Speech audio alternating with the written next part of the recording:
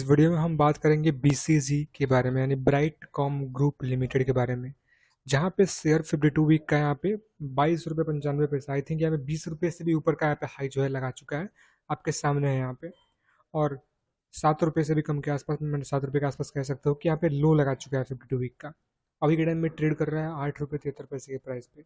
आज के दिन तो अगर हम बात करेंगे तो शेयर में कह सकते हो तेजी दिखने मिला है। पिछले 5 दिन से जो भी परफॉर्मेंस आप देख सकते हो, और पिछले एक महीने से कुछ तेजी, मतलब यहाँ पे कितना हुआ है पिछले एक महीने में 21% का तेजी नजर आया है। अब यहाँ पे ये फ्लैट दिखने को मिल रहा है। ये जो है ये आपको ग्राफ फ्लैट दिखने को मिल रहा है। क्यों? या तो सर्किट या फिर मतलब जो भी यहाँ पे तेजी हमें दिखने को मिल रहा है वो आप देख ही सकते हो किस बेस पे तेजी दिखने को मिल रहा है। अब ये फ्लैट क्यों है? क्योंकि इस शेयर में ट्रेडिंग बंद है। ट्रेडिंग क्यों बंद है उसके ऊपर हम बात करेंगे। अब देखिए, मेन बात है कि यहाँ पे किसी भी शेयर में इन्वेस्टमेंट करने से पहले आपको सारी चीज़ पहले देखना होगा कि पहले चल क्या रहा है। कंपनी फंडामेंटल बेसिस पे या फिर काम जो कर रहा है वो अलग की बात है। ये सब चीज़ आपको देखना पड़ेगा। सबसे पहले बात कर लेते हैं कि ट्रेडिंग यहाँ पे क्यों बंद है। ट्रेडिंग बंद होने का बहुत सारा मेन कारण है यहाँ पे। सबसे पहला बात की अगर हम बात करें, यहाँ पे कंपनी यहाँ पे क्वार्टर का रिजल्ट नहीं कर रहा था शो, एकदम से कह सकते हो। अभी शो किया यहाँ पे क्वार्टर का रिजल्ट जो, तो सितंबर और दिसंबर का यहाँ पे शो किया है। तो सितंबर में कह सकते हो कि कमाई यहाँ पे हुआ, नेट प्रॉफिट। बट दिसंबर में अगर हम बात करें तो माइनस में रिजल्ट आया, -24 करोड़ का। एकदम से इतना बड़ा डिक्लाइन हमें देखने को मिला है कंपनी के रिजल्ट में। उसके बाद अगर हम बात करेंगे यहाँ पे, तो जो कंपनी का डाटा है उसके अकॉर्डिंग अगर देखा जाए यहाँ पे, मतलब एनएससी के अकॉर्डिंग देखा जाए यहाँ पे, कंपनी हैज़ फेल्ड टू पे एनुअल लिस्टिंग फ़ी। एनुअल लिस्टिंग फ़ी को कंपनी जो है, जो भी यहाँ पे एनुअली फ़ी कुछ होता होगा, अगर हम बात करें जो लिस्टिंग कंपनी होता है मार्केट में एनएससी या फिर बीएसई पे, तो उसको यहाँ पे फ़ी क्लियर नहीं हुआ है। कंपनी हैज़ फेल टू पे एनुअल लिस्टिंग फ़ी।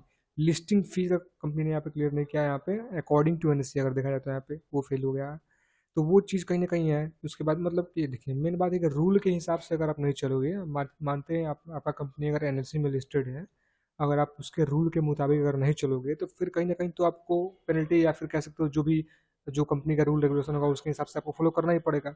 तो वही चीज़ है कि कंपनी यहाँ पे कह सकते हो कि यहाँ पे ट्रेडिंग बंद है स्टॉक में, अगर हम बात करें अभी के टाइम में। अब ट्रेडिंग कब शुरुआत होगा उसको लेकर अगर हम बात करें, तो जब तक यहाँ पे सब चीज़ मामला क्लियर नहीं हो जाता है, रूल के हिसाब से सब चीज़ चलने नहीं लगता है, तब तक यहाँ पे देखिए सब चीज़ अगर रूल से चल रहा होता तो एनएससी को क्यों ज़रूरी होता है ट्रेडिंग बंद करने के लिए या फिर जो भी है। तो ये चीज़ आप सोचिए समझिए। अब बात करेंगे यहाँ पे मेरे अकॉर्डिंग, मेरे पॉइंट ऑफ व्यू से आपको क्या करना चाहिए शेयर में, वो भी मैं बताऊंगा आपको। वीडियो को पूरा लास्ट तक आप देखते रहिए। बीसीजी पे बात करेंगे वॉल्यूम एनालिसिस का, तो पिछले कुछ महीनों का या फिर दिन का वॉल्यूम भी आप यहाँ पे देख सकते हो। और बात करेंगे according to Moneycontrol user, तो 100% of Moneycontrol user recommend buying BCG यानी Brightcom Group Limited. Community sentiment आप देखेंगे। बाकी आपका मतलब कम्युनिटी मतलब आपका सेंटीमेंट क्या है, बाई सेल या फिर होल्ड, नीचे कमेंट में जरूर बताइएगा। अभी हम बात करेंगे तो क्वार्टर बेसिस पर रिजल्ट काफ़ी डिक्लाइन, मतलब काफ़ी डाउन आया है, एकदम से कह सकते हो माइनस में मतलब चला गया है। जहाँ पे इतना ज़बरदस्त प्लस में चल रहा था क्वार्टर बेसिस पर रिजल्ट, दिसंबर वाले क्वार्टर का माइनस में चला गया दिसंबर 2023 का। अभी 2023 का ही तक का ही है रिजल्ट, दिसंबर तक का। उसके बाद अभी बहुत रिजल्ट पेंडिंग है।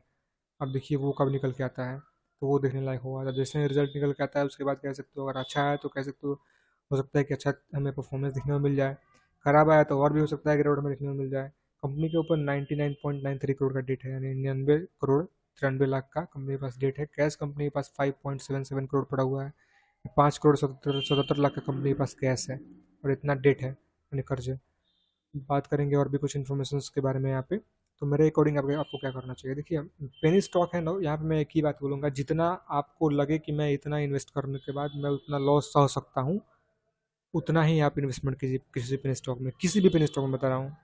जितना आप लॉस सह सकते हो, आपका लॉस उतना हो जाए तो भी आपको कोई फर्क ना पड़े, उतना ही आप इन्वेस्टमेंट कीजिए किसी भी पेनी स्टॉक में। बिकॉज पेनी स्टॉक में आपका 1000 रुपये ही लाख रुपये बन सकता है। काफ़ी सारे पेनी स्टॉक आपको ऐसा होगा। ये नहीं कि आप लाख रुपए इन्वेस्टमेंट ही करो पेनी स्टॉक में, नहीं, वो तो बहुत बड़ा रिस्क वाला जोन हो जाता है। तो आपका 1000 रुपये ही, 1000 ही आपका 1 लाख बन सकता है अगर उस तरीके का रिटर्न दे दिया। अगर नहीं दिया तो आपका 1000 रुपये जीरो होने में टाइम नहीं लगेगा। ऐसा भी होता है कि 5 बार, काफ़ी बार ऐसा भी होता है कि पेनी स्टॉक डिलीट भी होता है मार्केट से, तो आपका पूरा पैसा डूब जाएगा जो आपने लगाया होगा। तो कहीं ना कहीं पेनी स्टॉक में उतना ही इन्वेस्टमेंट करिए जितना आपका लॉस चला जाए तो भी आपको कोई फर्क ना पड़े। अच्छे अच्छे पेनी स्टॉक में जिसका काम अच्छा है कंपनी का, और थोड़ा थोड़ा करके आप इन्वेस्टमेंट करिए।